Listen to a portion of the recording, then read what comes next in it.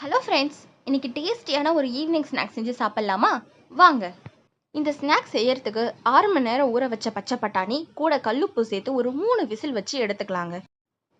ஒரு மிக்ஸி ஜாரில் வெங்காயம், தக்காளி, இஞ்சி, பூண்டு, பச்சை மிளகா எல்லாத்தையும் நல்லா இந்த அளவுக்கு பேஸ்ட்டாக அரைச்சிக்கலாம். பச்சை பட்டாணியை இந்த மாதிரி ஒன்றும் பாதியமாக இடித்து தனியாக எடுத்து வச்சுக்கலாம்.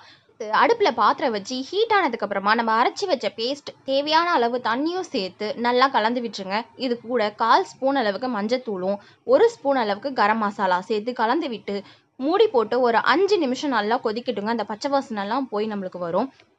5 மினிட்ஸ்க்கு அப்புறம் ஓப்பன் பண்ணால் தண்ணியெல்லாம் வற்றி இந்த அளவுக்கு திக்காக இருக்குது. இந்த ஸ்டேஜில் நம்ம மசிச்சு வச்சிருந்தேன் அந்த பச்சை பட்டாணியை இது கூட ஆட் பண்ணிக்கலாம். உப்பு ஏதாவது மிஸ்டேக்காக இருந்துச்சுன்னா இந்த டைமில் அட்ஜஸ்ட் பண்ணிக்கோங்க. எனக்கு காரம் கம்மியாக இருக்குது, கொஞ்சம் ரெட் சில்லி பவுடர் இது கூட ஆட் பண்ணிக்கிட்டேன். நல்லா கொதிக்க விட்டு திக்கானதுக்கப்புறமா ஓப்பன் பண்ணி எடுத்தோம்னா நம்மளோட மசாலா சுண்டல் சூப்பராக ரெடி ஆயிடுச்சுங்க.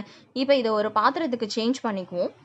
நம்ம மசாலா சுண்டல் மேலே பொடியாக நறுக்கின வெங்காயமும் துருவிய கேரட்டும் சேர்த்து கொடுத்தீங்கன்னா சாப்பிட்றதுக்கு அல்டிமேட்டாக இருக்குங்க. நீங்களும் இதை உங்கள் வீட்டில் செஞ்சு பார்த்து எப்படி வந்துச்சுன்னு சொல்லிட்டு கமெண்ட் பண்ணுங்கள். இந்த டிஷ் உங்களுக்கு பிடிச்சிருந்தா உங்கள் ஃப்ரெண்ட்ஸ் அண்ட் ஃபேமிலி கூட ஷேர் பண்ணுங்கள். Thank you friends. பாய்.